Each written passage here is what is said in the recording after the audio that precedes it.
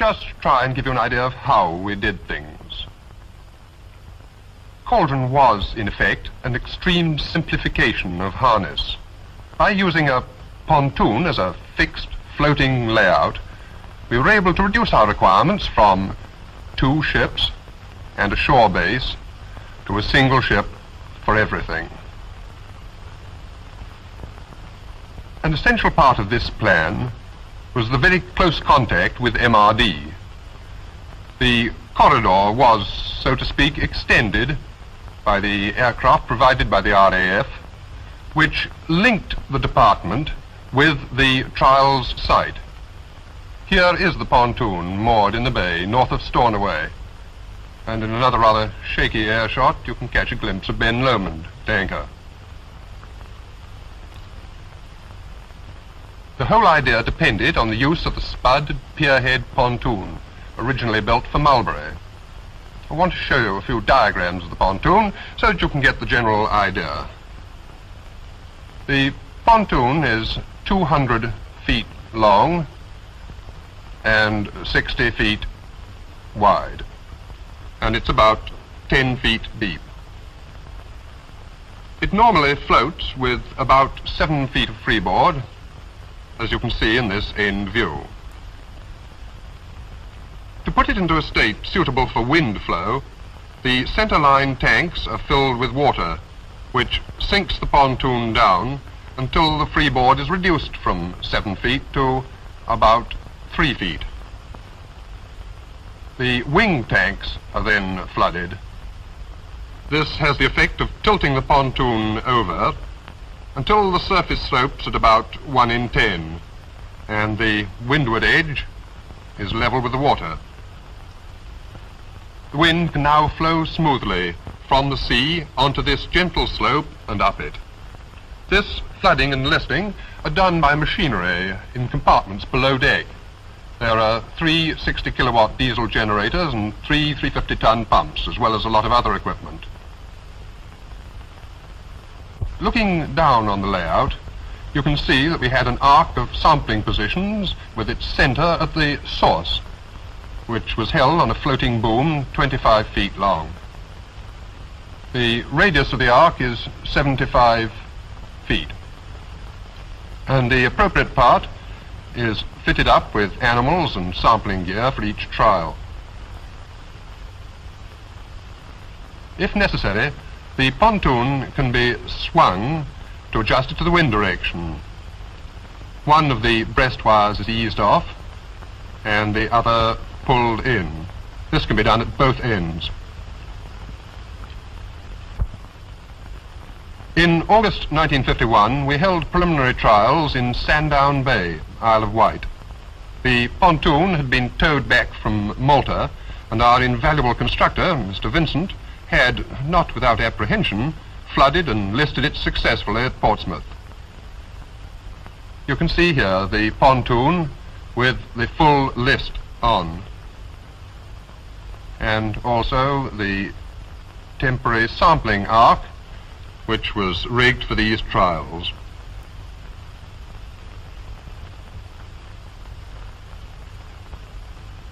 The Porton engineer and naval constructor in consultation. These preliminary trials were intended to prove the general principle and were fully satisfactory. In October and November 51, Ben Lomond and the pontoon went into dockyard hands at Chatham. The pontoon required extensive work, and Ben Lomond had to be modified quite a bit for her new job.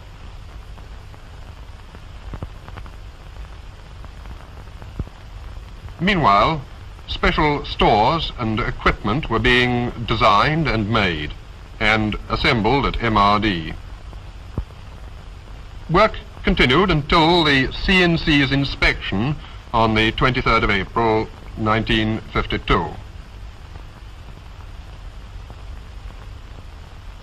We had in all 8 officers and 132 ratings, as well as the 11 scientific staff and 6 men of the Royal Army Veterinary. This, by the way, was fewer than the complement for Ben Lomond alone on harness.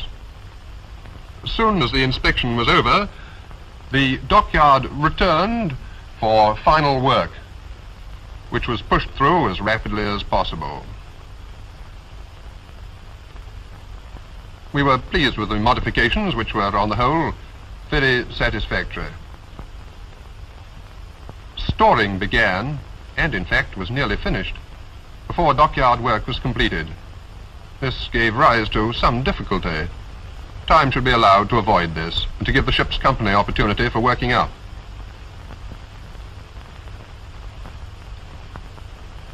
Unpacking went on in the laboratories as stores were received. And before stowing for passage, the items were checked.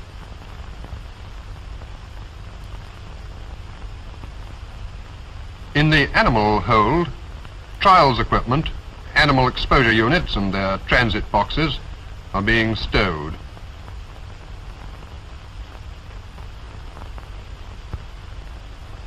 The ship moved out to a buoy a week before sailing for fumigation, which was most successful. We were completely free from rats and cockroaches. The last stores taken on board were guinea pigs, here being brought to the ship's side door and into the clean hold. Later consignments came from Porton by aircraft to Stornoway. Conditions in the animal holds were good, with excellent ventilation and temperature control. We had no deaths on the clean side. Temperature was kept at 65 Fahrenheit or a little lower as far as possible. Pelleted food was kept in large hoppers with valves at the bottom. We had space for about 6 tons of guinea pig food and 1.5 tons of monkey food. The animals also got fresh green stuff. Water was dispensed from a multiple filler dealing with 5 bottles at a time. The normal ship's supply of distilled seawater was used.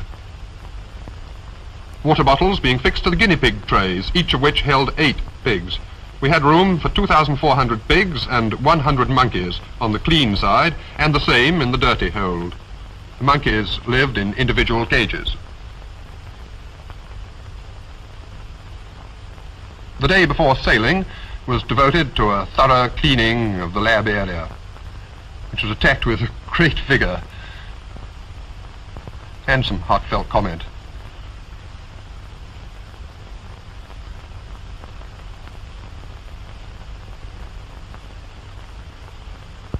We sailed on the 5th of May, the last motorboat being hoisted at Chatham before we went downstream to Sheerness.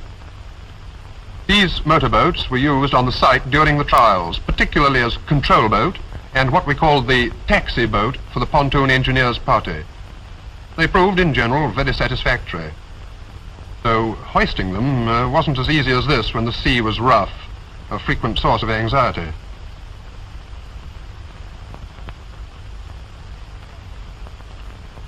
On the way downstream, we passed Campania, due shortly to leave for the Montebello atomic trial.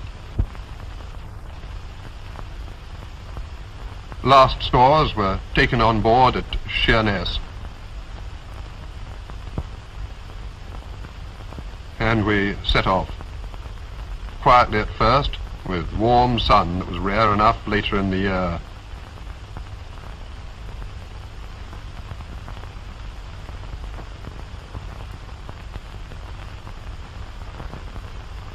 The captain shows amusement at the engineer's expense.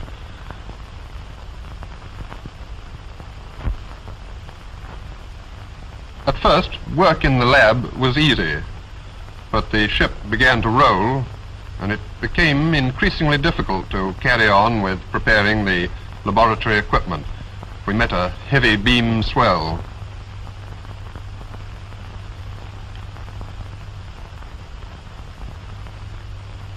It was, however, possible to do some washing and sterilizing of glassware, but when we found that the ship could roll quite a lot, even anchored at the site, it became necessary to take special measures about our anchoring position. These measures were fortunately very successful.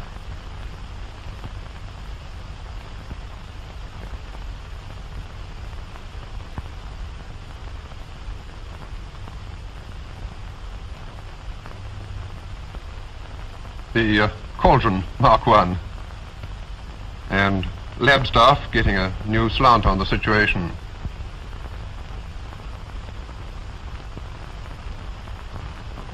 And so, on the afternoon of the 8th of May, we arrived.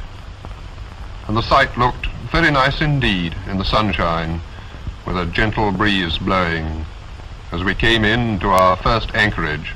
Later on we went further in, very close indeed to the cliffs. And so we anchored for the first of many times. In the shelter, such as it was, of Cellar Head, which gave us some protection from the northerly swell. A motorboat was very soon in the water.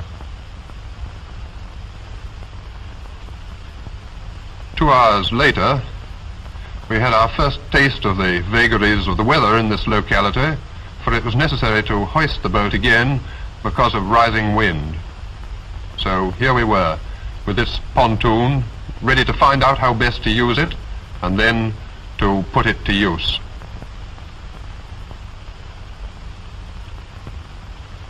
A few diagrams will probably help at this stage. The site was a bay about 20 miles north of Stornoway, on the eastern side of the island of Lewis. Ben Lomond was anchored in the shelter as far as possible of this headland, and the pontoon was in the middle of the bay. We worked with the wind blowing out to sea in this sector. A trial begins with the animals prepared in the clean hold, put into transit boxes and passed out through the ship's side door to the control boat. The control boat takes the gear and trials team to the pontoon, where the animals are offloaded. Some go onto the ark for the first trial, and the rest below into the clean compartment.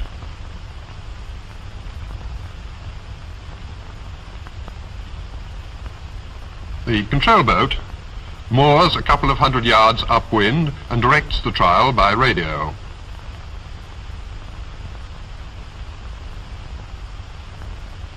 When the cloud from the first trial has passed over the layout, the exposed animals are put in the dirty compartment and fresh animals are brought up from the clean compartment. After the last trial, we usually did 3 on a day, the last lot of animals goes into the dirty compartment and the surface of the pontoon is decontaminated.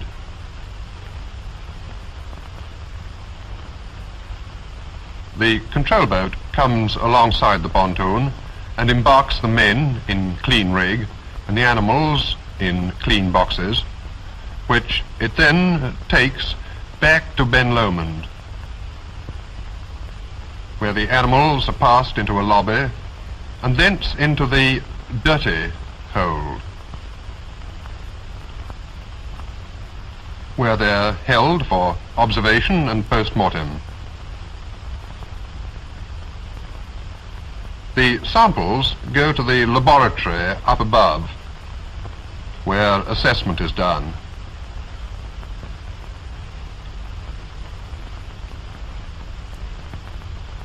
The post-mortem room, by the way, is here, conveniently in communication as required, either with the dirty hold, from which dead animals are brought, or with the clean hold, from which animals come for spray experiments in the same room, and then go for holding in the dirty hold. It's connected with the lab by a small lift. Corpses and dirty waste are disposed of in an incinerator here.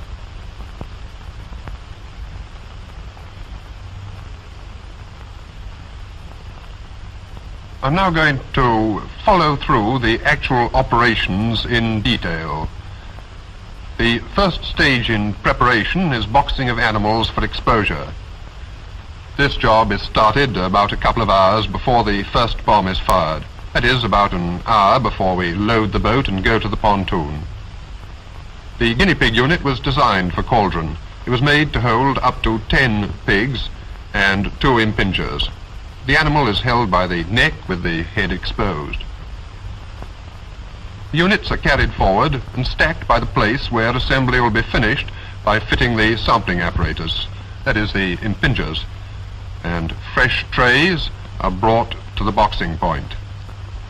The requirements for a day's trials was of the order of 225 guinea pigs, that is 45 of these frames with 5 pigs each, which we found a suitable number at each point. The units are handed up to the table where impingers are fitted. The impingers have already been prepared in the laboratory. Here they're fitted into the frames and their rubber connecting tubes are attached. The unit is now complete and ready to go in its place on the sampling ark on the pontoon. The frames are put into a transit box which is closed and hoisted onto a platform.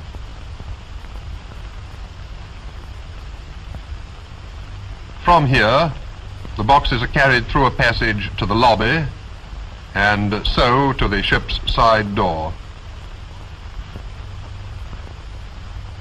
The boxes come through the side door and are loaded into the control boat by hand occasionally, you can see here,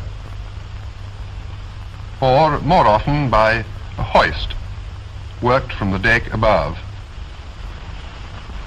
This operation took about 10 minutes. You can see here the ample stowage space in the boat.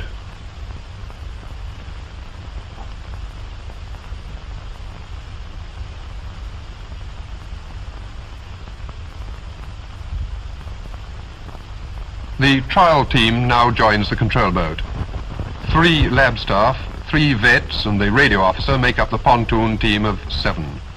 The trials officer, naval officer and meteorologist stay in the control boat during the trials. The boat goes to the pontoon a little less than a mile away and the boxes are passed by hand onto the deck. Some animals are to be put ready for the first trial.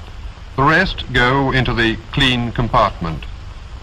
All the transit boxes are stowed in the clean compartment, ready for packing up the contaminated units after the day's trials. The boxes are opened as soon as possible to give the animals fresh air.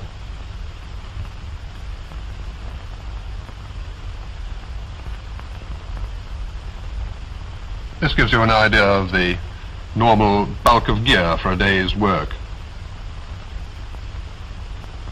While this is going on, other activities have begun. The men who are going into the dirty compartment to collect gear such as met instruments finish their dressing. We used essentially the same rig as on the harness operation.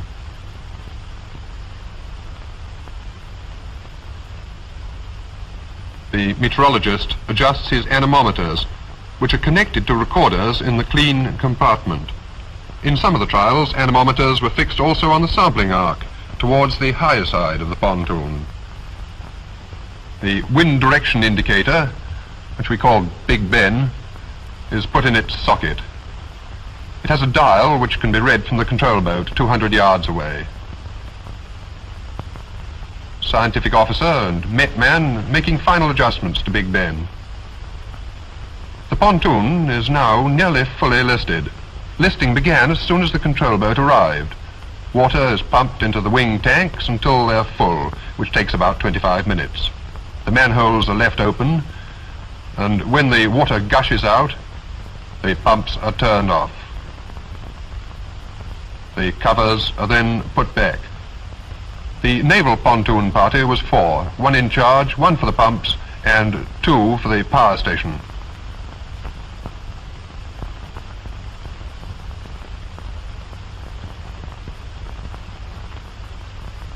This gives you an idea of what the pontoon looks like when fully listed.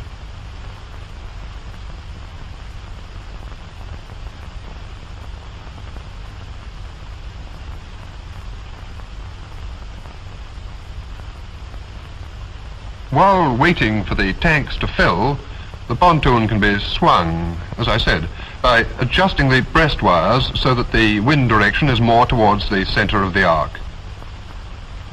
To get back to the other preparations, the clean compartment has been opened and boxes of animals passed down. Also, the empty boxes from the animals now being put out for the first trial.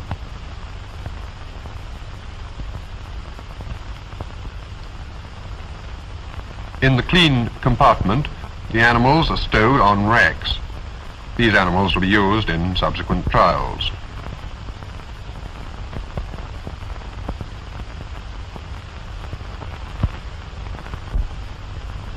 The empty transit boxes can be seen in the foreground, and some more at the far end of the compartment. He is obviously a political agitator, haranguing the rest about the rights of monkeys, though they're only paying casual attention to him.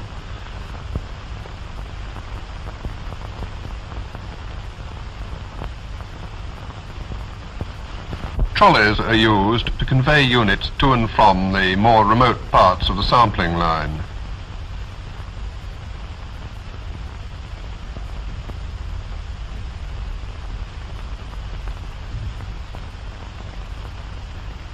The units are put on the ark in a position decided by the scientific officer and the meteorologist after studying the wind direction. The position can be finally adjusted later on by moving units, though this wasn't often necessary. We usually used an arc of little over half a radian and nearly always got a good hit.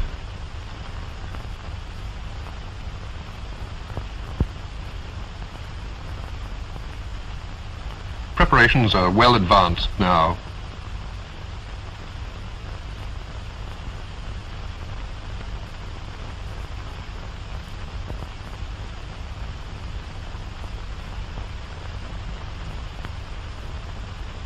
The taxi boat can be seen coming round the far end of the pontoon to take off the engineers' party.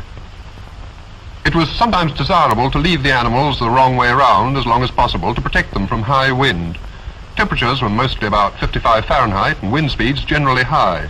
This didn't upset the monkeys at all, maybe because we kept the animal room cool.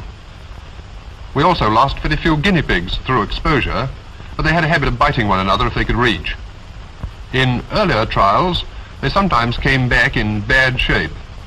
A slit at the back of the box to increase ventilation and drain off urine and feces made a great improvement. The pre-impingers are filled. This device divides the sampled particles, roughly speaking, into fractions above and below 4 microns diameter.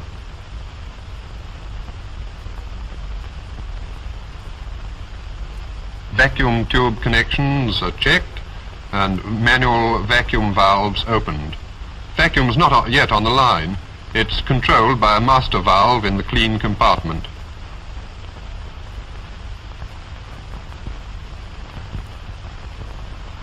Preparations are now almost complete, and the pontoon party begin to go below. The naval party has left by now, and the scientific officer has a last word before going off in the control boat. The bomb has been fixed to the end of the boom. It's that little thing sticking up at the end of the sidearm. And the boom is swung out at right angles to the side of the pontoon.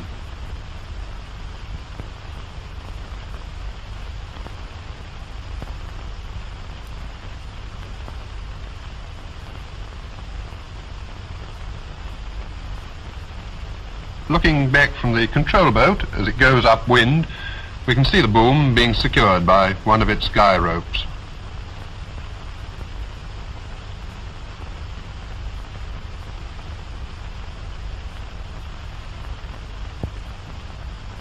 The lab man in charge on the pontoon has a last look round before closing the bomb isolating switch on the deck and going below. He is the last man to leave the deck.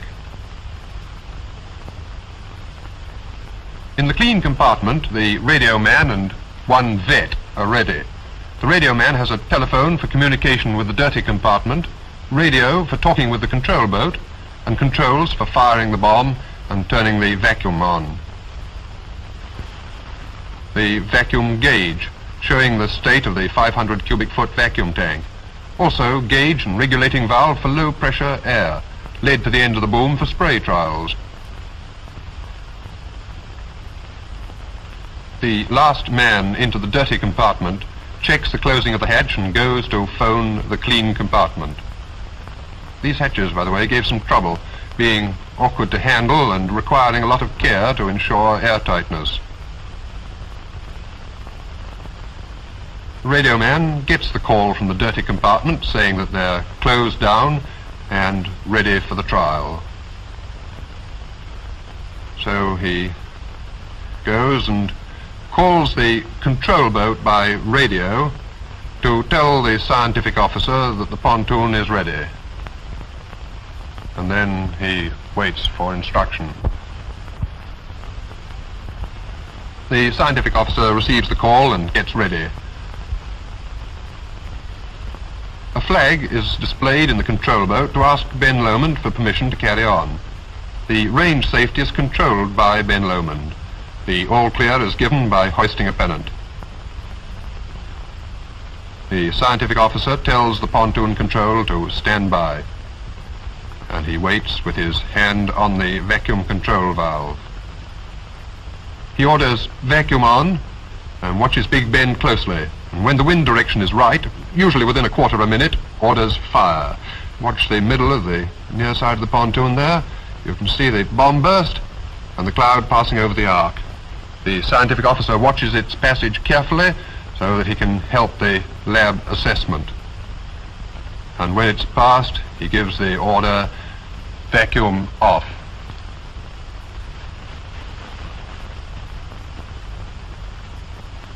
Met readings are taken in the control boat. Wet and dry bulb temperatures and sea temperatures were recorded. It wasn't practicable to take air temperature gradient measurements.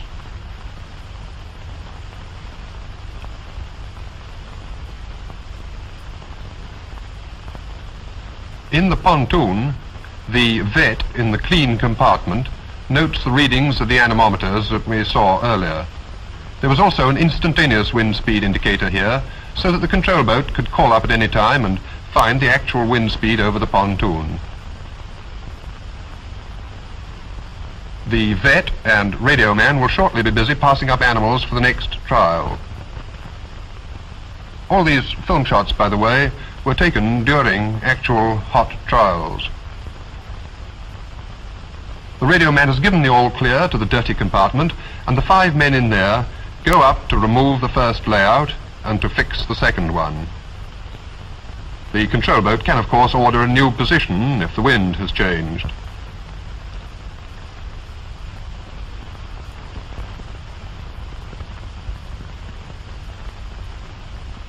Units from the arc are stacked ready to go down into the dirty compartment.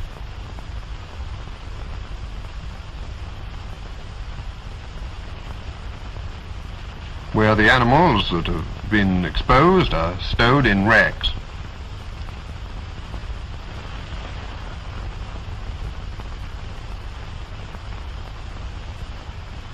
The liquid samples in the impingers and pre-impingers are transferred to labeled screw cap bottles for return to the lab.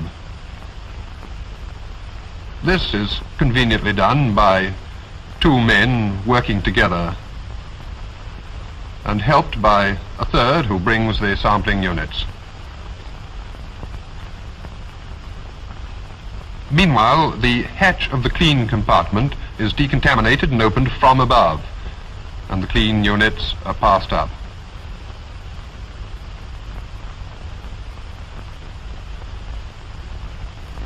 No, not monkeys first, he wants guinea pigs. The vet stands on the platform and the radio man ferries the units.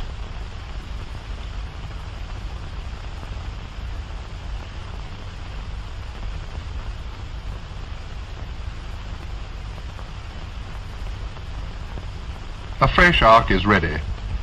If all goes well, it's about 20 minutes between firing one bomb and the next. The boom is pulled in to fix a new bomb, and in due course the bombs fired. If this is the last trial of the day, samples are conveniently bottled on deck, like this, instead of in the dirty compartment below.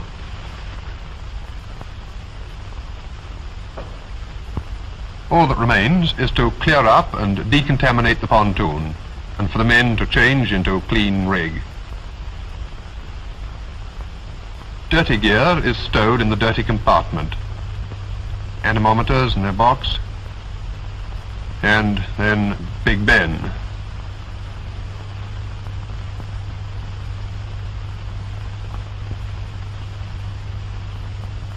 The vacuum nipples on the bassoons, as we call them, are covered and the manual vacuum valves closed. Decontamination has begun at the far end. A commercial hypochlorite preparation was used, diluted with seawater.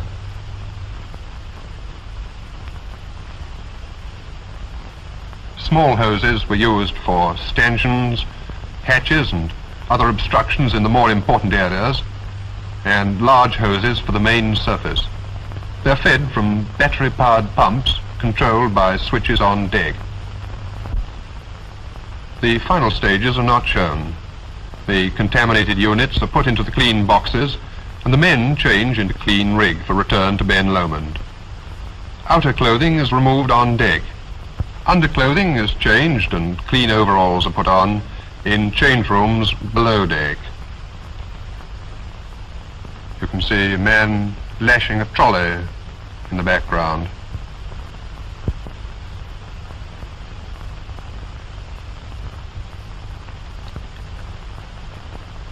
Using one of the large hoses, he is giving special attention to the boom, which is now stowed inboard.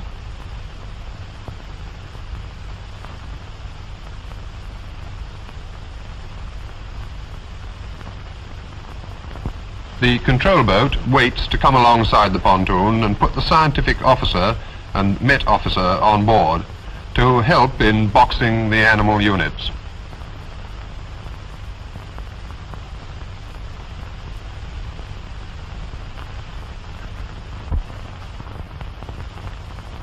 On return to the ship, the boxes are stacked in the lobby and then passed into the dirty hold.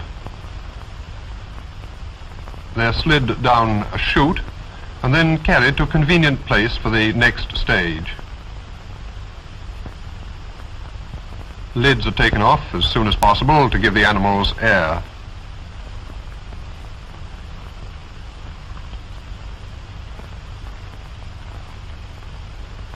The ship's side door, closed, can be seen on the other side of the lobby. Fore and aft doors shut off the lobby from the main port passageway of the ship. It was a bad arrangement crossing this passage, which has been altered.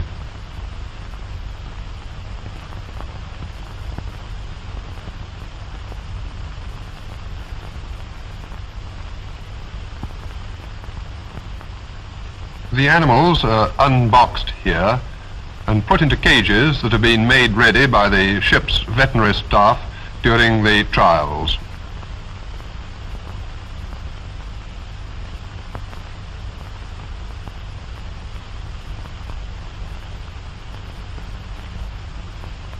It's a two-man job dealing with the monkeys. This shows rather nicely the best grip, with the monkey's arms behind his back. They're full of fight and sometimes give a bit of trouble. The job's not at all easy in full protective clothing and wearing a respirator. They have to be handled with care. They may be infected, and anyway, it's important not to let them get away, as they're a nuisance to catch.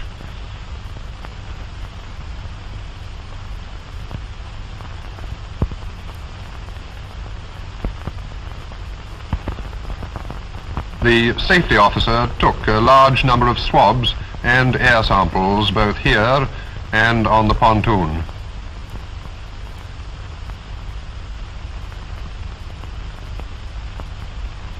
The laboratory, meanwhile, begins assessment.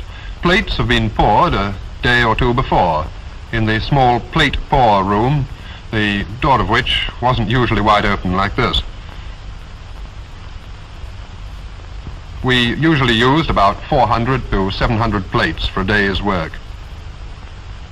Two problems were met here: rolling, which made pouring impossible but could be stopped by suitable anchoring, and the ever-changing trim of the ship, for which these benches were fitted with leveling screws.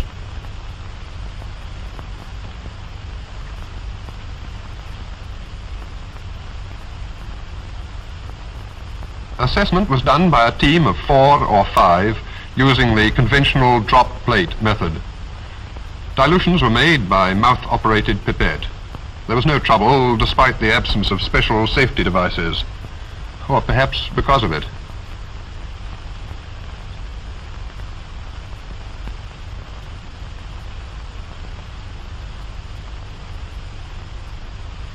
The plates are being packed into tins for incubation.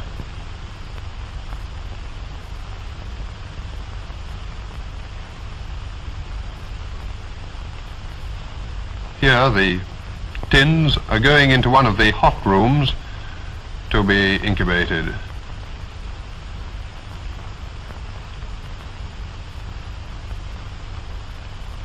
Counting after incubation was done in the simplest possible way, which everyone seemed to prefer. After autoclaving, the usual chore of washing up, maybe 1,000 or more bits of glassware at a session.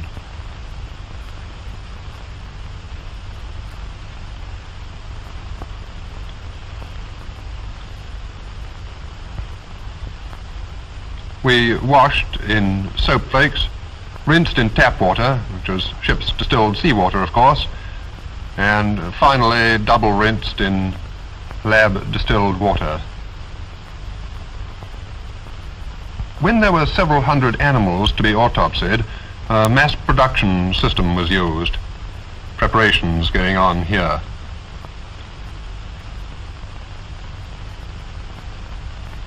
The animals have been killed just beforehand, labelled, and passed from the dirty hold into the post-mortem room.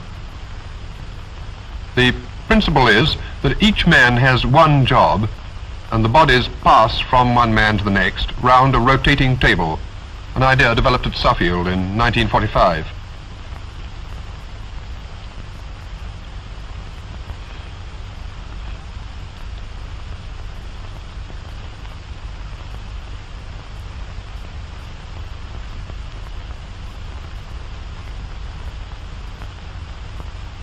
The body first clipped onto the table, with its identifying number on the paper underneath it. Passes to the first man, who lays back the skin.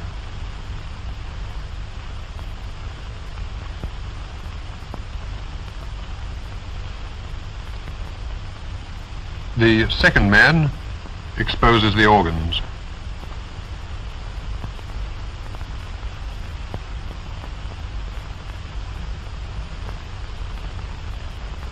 Third man takes a snip of spleen. The procedure, of course, depends on the disease you're looking for.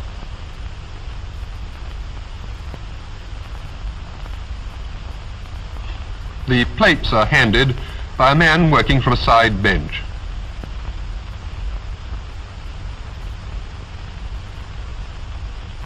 Instruments are sterilized by a rinse in Lysol to remove tissue and blood, and then standing in acetone. Each man has a dozen sets and uses them in rotation. The pathologist taking a lymph node and reporting the gross pathology to the recorder, who sits at a side table. Body is finally removed from the table. The recorder noting the pathologist's findings. It's possible with this technique to deal satisfactorily with 100 or more pigs an hour. This system was of course only used for large numbers. Casual PMs were dealt with by 1 or 2 men. The bodies are destroyed in an incinerator in the dirty hold. The incinerator is a standard coal-fired one.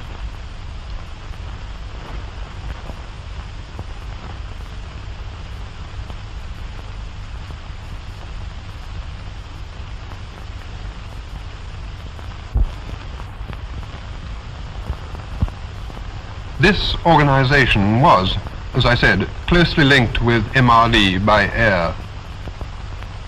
A large quantity of stores was handled both ways by the Valletta aircraft.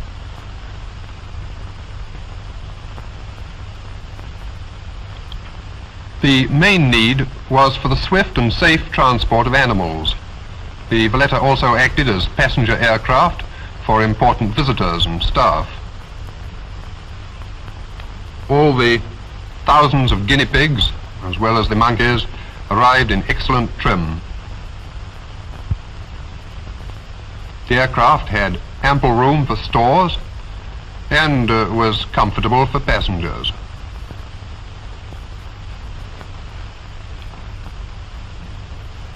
We could scarcely dispense with this important part of the organization. Our two MFVs were the usual link with Stornoway, one of them here, taking off local dignitaries after the sole occasion on which we were able to entertain on board.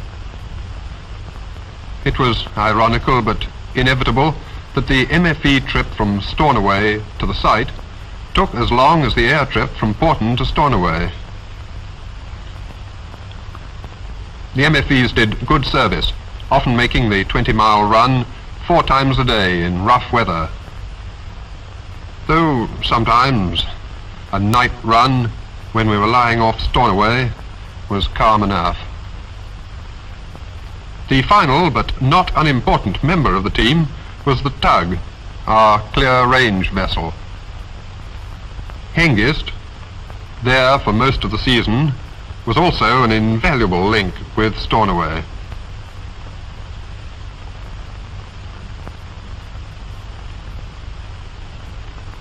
The meteorological side was interested not only in the trials proper, but in using the opportunity for Met research. This large buoy, being hoisted out under the Met officer's eye, was designed to hold a mast steady in all reasonable sea conditions. The captain watching reflectively. Although the weather was frequently unkind to us, we were able to get off 57 trials, of which 32 were with animals and 12 were concerned with long-range travel. The captain had to watch the general weather for another reason. The trials compelled us to anchor in an otherwise ridiculous position, and strong onshore winds rose quickly and sometimes with little warning. We had then to move for the safety of the ship. We had experience of the anchor dragging on a few occasions, fortunately without any harm done. We had rain too, as might be expected. The upper deck was known familiarly as Loch Lomond. The ship was normally anchored with the bows to the swell to reduce rolling, using the stern anchor to maintain this position against wind and tide. However, when things got too uncomfortable, we had no choice but to move. The engine room department was frequently at short notice, and altogether we did about 700 miles steaming at the site, just to avoid unacceptable risk to the ship.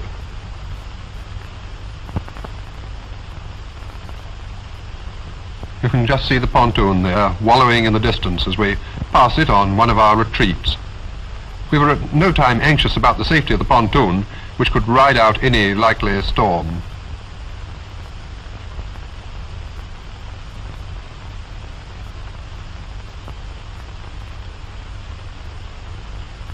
There was no doubt about the strength of the wind.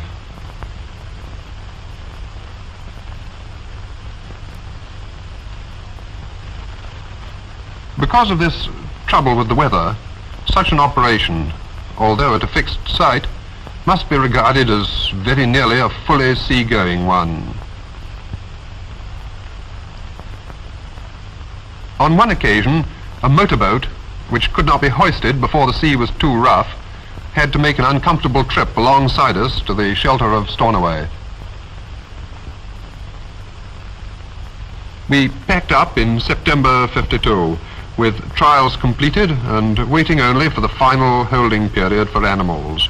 It was a calm day when the bar vessel unmoored the pontoon and handed it over to the tug.